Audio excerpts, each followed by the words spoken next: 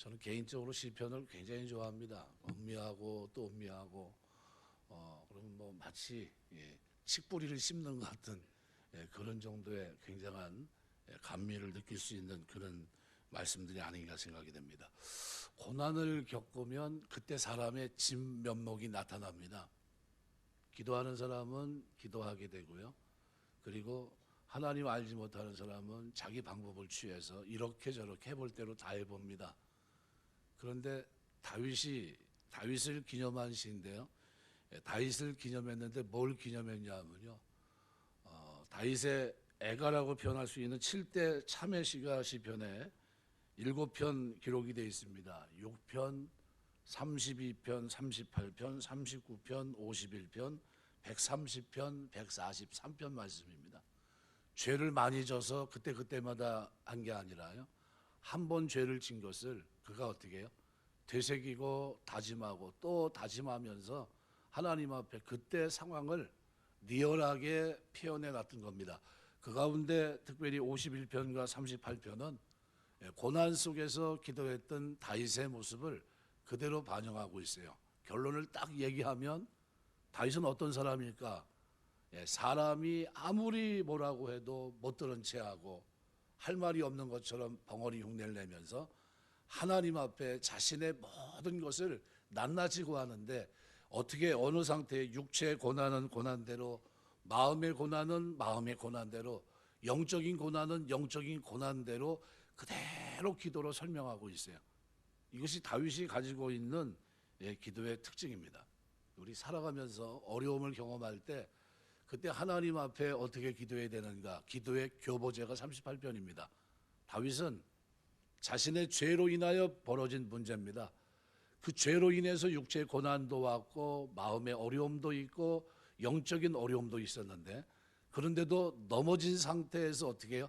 하나님 앞에 자비와 긍휼을 구하면서 엎드립니다. 그래서 최선을 다해서 하나님 앞에 구하는 이 모습이 얼마나 아름다운 모습인지 모릅니다.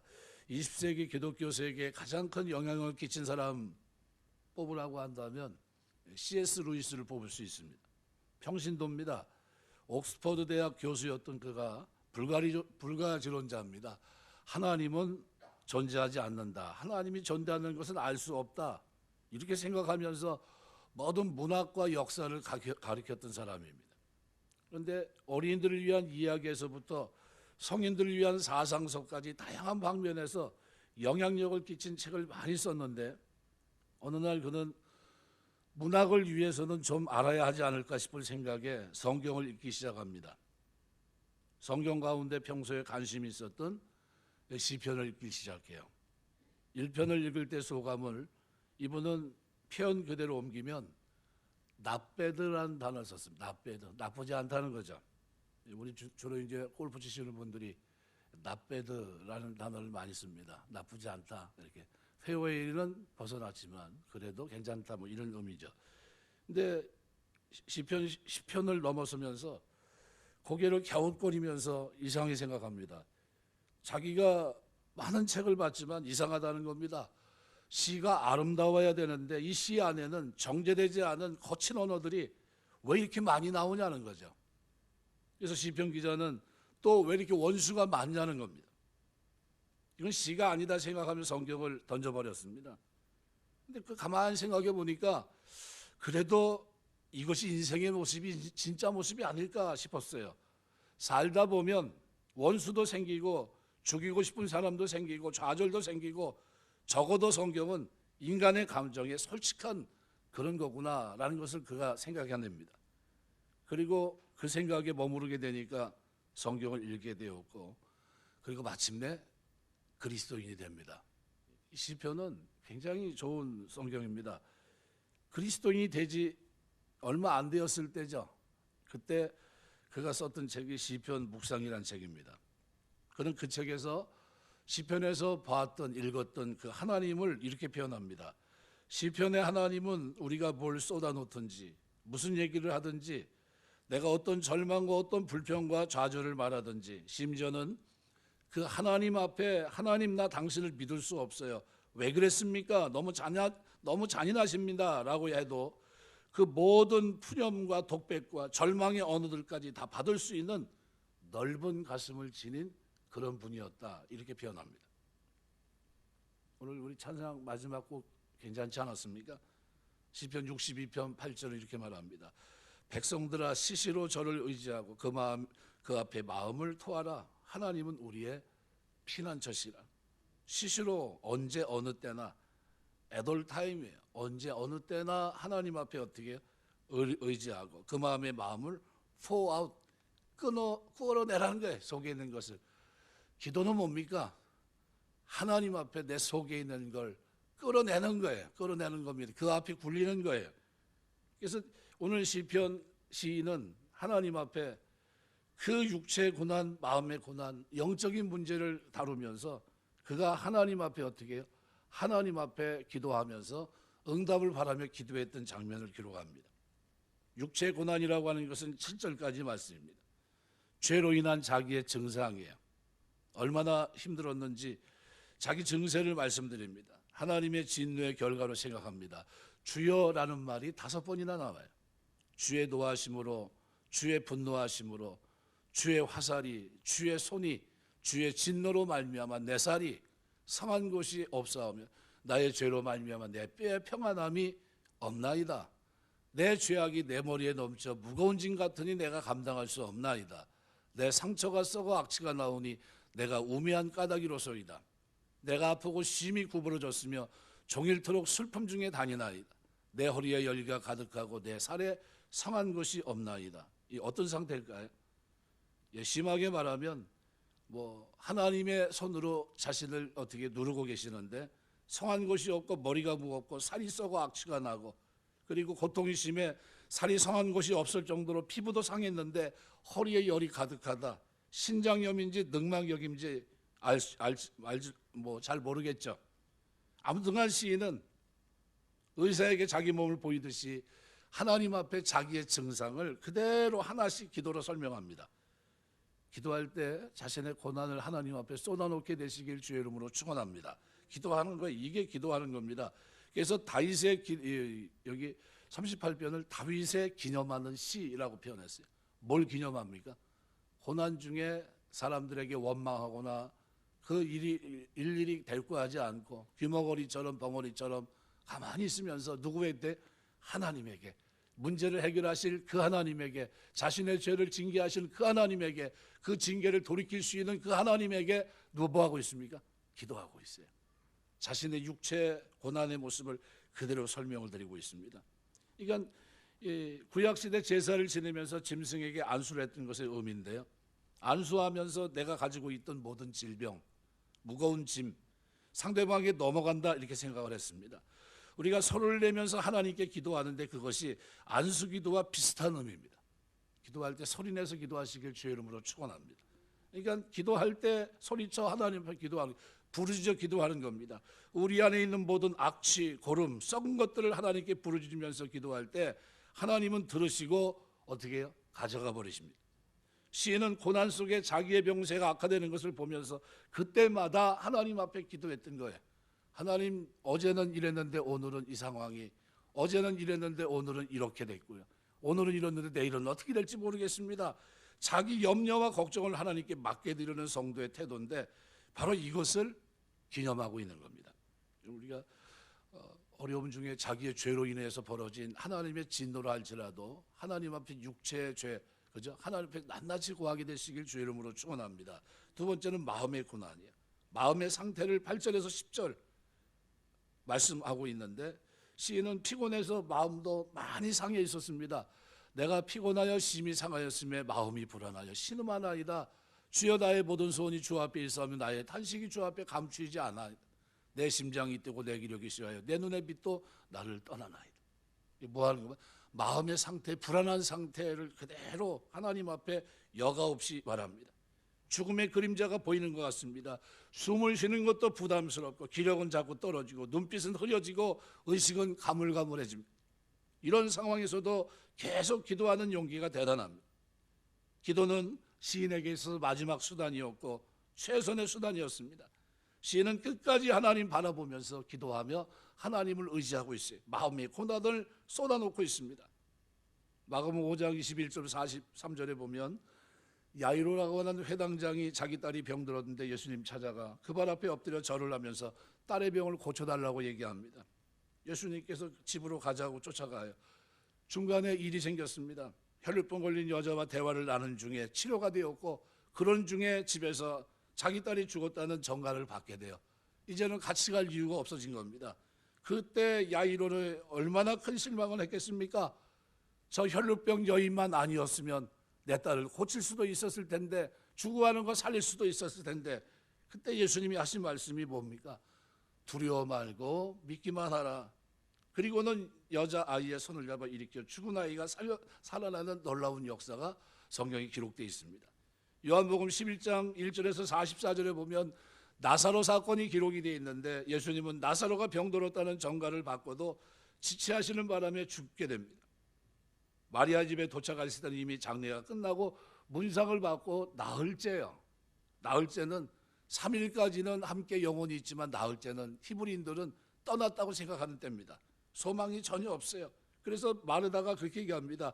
주께서 여기 계셨더라면 내 오라비가 죽지 아니하였겠나이다. 그러나 이제라도 주께서 무엇이든지 하나님께 구하시는 것을 하나님이 주실 줄을 아나이다. 근데 예수께서 내 오라비가 다시 살아나리라 그랬어요. 네, 부활 때는 살아날 줄 압니다. 이렇게 얘기합니다. 그런데 우리 주님은 그걸 일으키세요. 뭐 때문에요? 하나님이 자신을 보낸 것, 하나님의 아들로서 보낸 것을 알게 하기 위해서 미리 하나님이 그렇게 했던 겁니다. 우리가 때로 어려운 환경을 만날 때, 이렇게 마음의 고난이 있을 그때도 끝까지 주님을 의지하게 되시길 주의 이름으로 축원합니다. 하나님을 의지해야 돼요. 방법이 없어요. 그리고 세 번째는 영적인 문제들입니다. 오늘 11절에서 14절 말씀인데요, 원수들 앞에 할 말이 전혀 없어요. 쉽게 말하면 참소하고 있는데 그 말이 다 맞아요. 틀린 것도 아니고 맞습니다. 자신의 죄로 인한 이 지경에 빠진 것을 알고 있습니다. 원수들이 조롱하고 멸시해도 거기에 덧붙일 말이 없어요. 시인은 각한 자들을 보면서 벙어리가 되고 귀머거리가 됩니다. 가슴 아픈 장면을 보면서도 눈을 감습니다. 그러고는 나의 상대는 너희가 아니라 하나님이다 생각을 합니다. 하나님 앞에 울면서 기도합니다. 이게 뭡니까? 회개입니다. 너희 악한 자들에게는 은혜를 구원하지 않겠다는 겁니다. 나를 비난하고 있는 너희에게는 내가 내 사정을 아리지 않겠다는 겁니다. 사람들에게 자비를 구걸하지 않습니다. 이 모습은 사사기서에 기록되어 있는 삼손, 사사기 16장에 기록되어 있는 삼손의 모습에서도 볼 수 있습니다.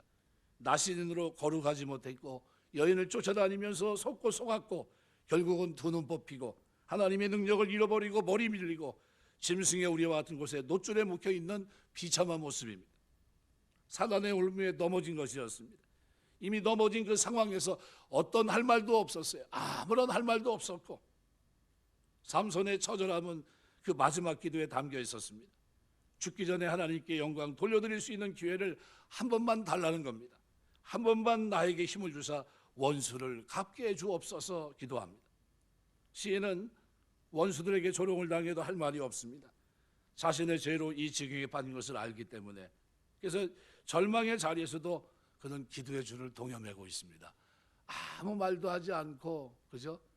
내가 자기의 정당성을 말하지도 않았고요. 내가 실수했다고 그렇게 표현하지도 않았고요. 오직 하나님의 은혜와 긍휼을, 자비하심을 구하고 있는 시인의 모습을 우리가 볼 수 있습니다. 살아가면서 때로는 사람이 약해서 넘어질 때가 있어요. 그래도 하나님 의지하시길 주의 이름으로 축원합니다. 그래서 저는 시편 37편의 그 장면을 굉장히 좋아합니다. 저는 넘어졌지만 엎드러지지 않는 것은 여호와께서 손으로 붙드심이로다. 이 구절을 굉장히 좋아해요. 넘어졌다는 건 죄를 져서 이미 하나님께 버림받아 마땅합니다. 엎드러지지 않는 것은 내팽개쳤다는 표현이거든요. 하나님이 얼마든지 넘어졌기 때문에 내팽개쳐도 되는데 내팽개치지 않은 것은, 그죠? 여호와께서 손으로 붙들고 있습니다. 하나님, 우리가 부족한데도 하나님께서 넘어졌는데 내팽개치지 않고 손으로 붙들고 계십니다.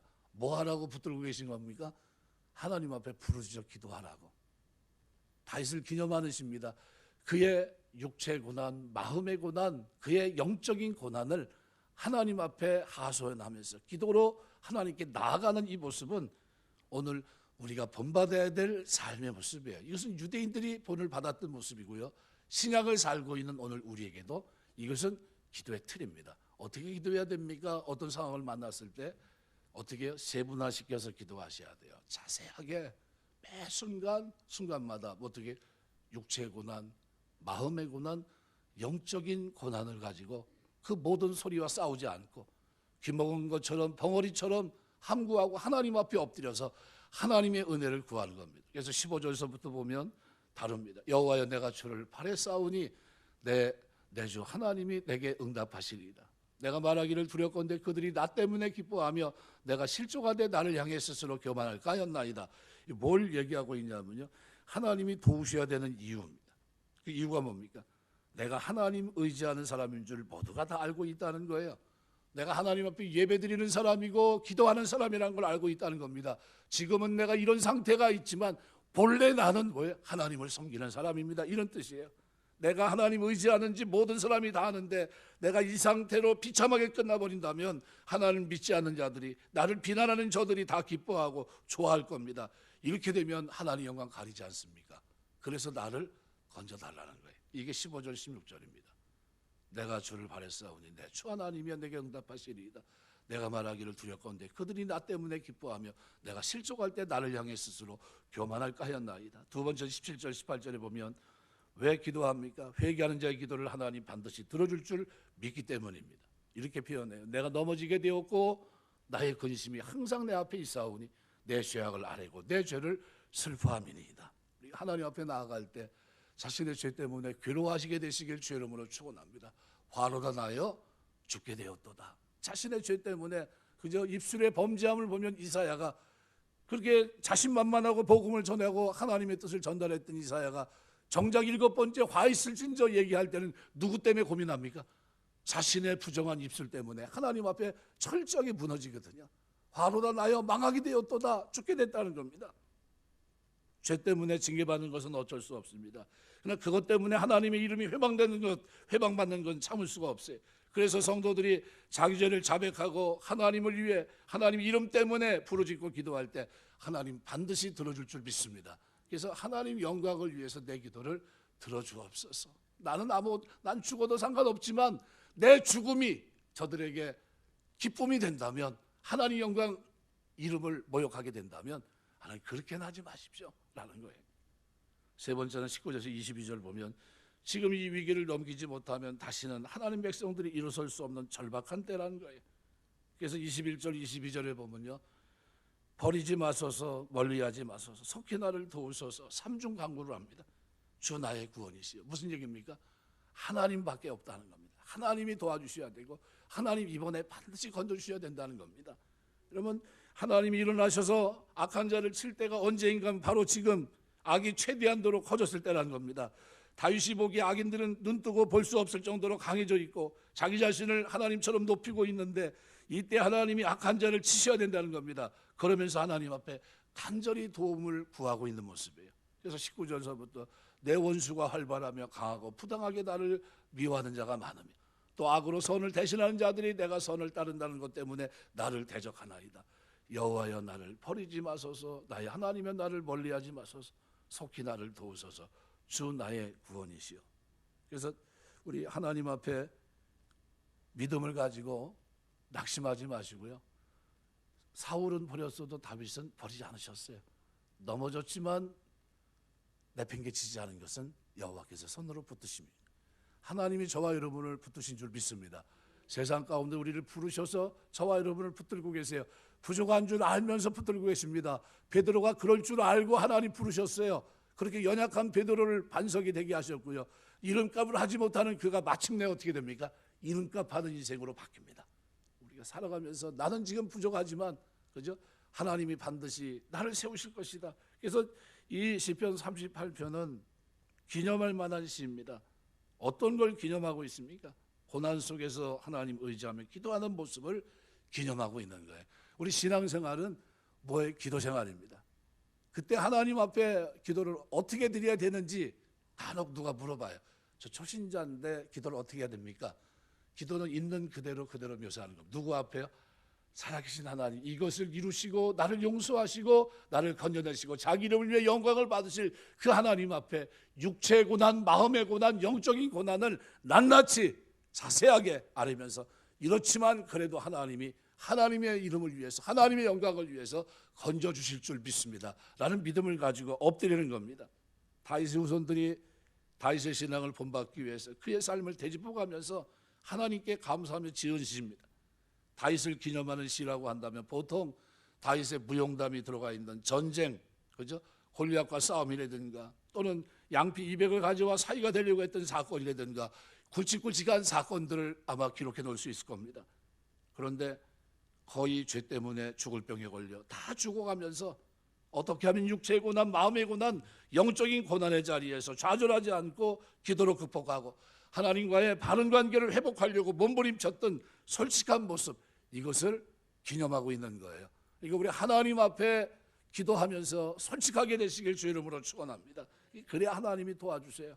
자세하게 많은 백성들이 다윗의 신앙을 기억하고 기념하면서 도움을 받았던 것 같아요. 오늘 우리는 이 시를 통해서 우리도 기도의 도움을 받아야 돼요.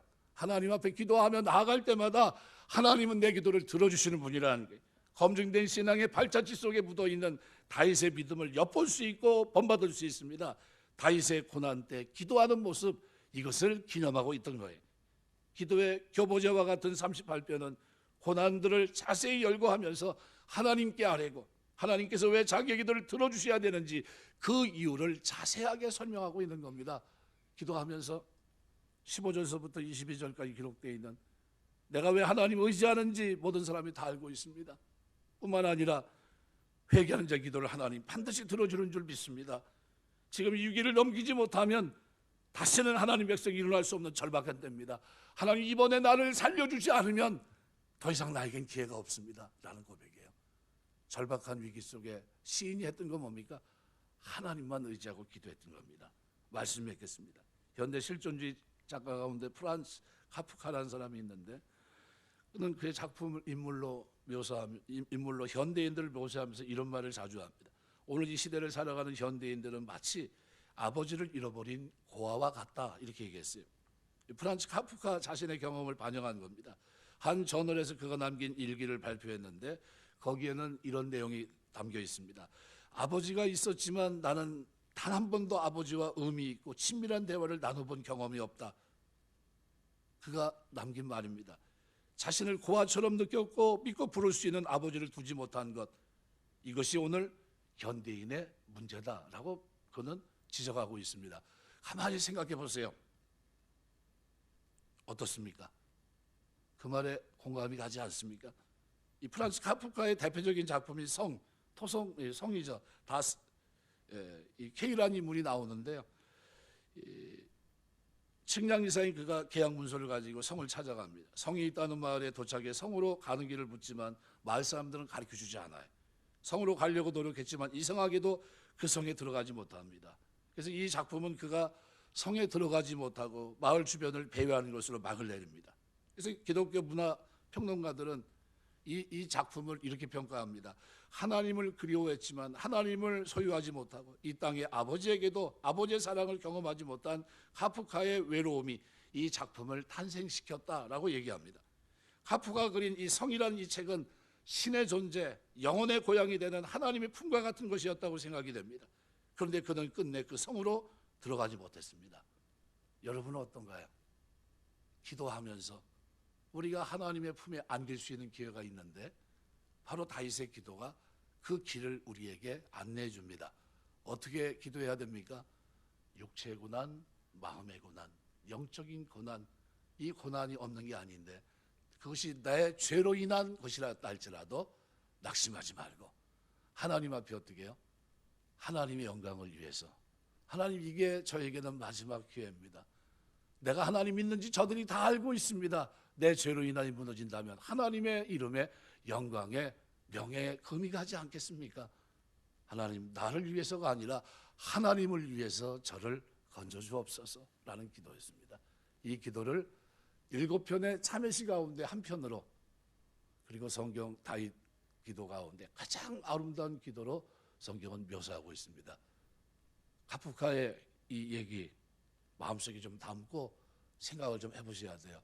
나는 아버지가 있었지만 나는 한 번도 아버지와 의미 있고 친절한 대화를 나눠본 경험이 없다. 뭡니까? 고아예요. 하나님 분명히 우리 아버지시고 아버지를 만날 수 있는 길이 있는데 그 위기 속에서 만일 내가 만나지 못했다고 한다면, 그렇다면 우리는 영적인 고아와 마찬가지입니다. 만날 수 있는 길이 있는데 그것은 회개하며 하나님 앞에 기도로 나아가는 것입니다. 그때마다 우리 하나님은 자기 이름을 위해서 오늘 우리를 붙들어 주시고 용서하시고 돌이키게 하시며 힘을 주시고 그리고 새롭게 하시는 역사가 있게 될 줄 믿습니다. 이 저녁에 기도하는 여러분의 기도 생활 속에 이런 은혜가 넘치게 되시길 주의 이름으로 축원합니다. 기도하겠습니다.